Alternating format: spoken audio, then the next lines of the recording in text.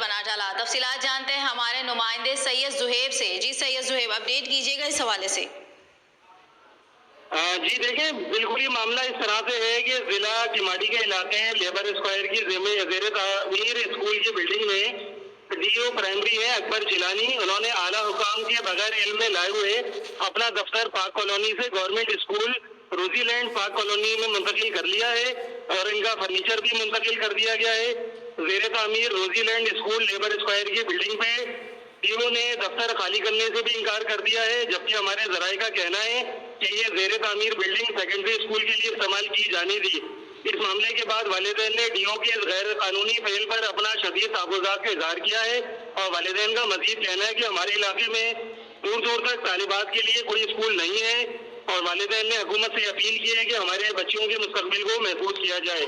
جی بہت شکریہ سید زہیب، آپ ہمیں اپڈیٹ کر رہے تھے.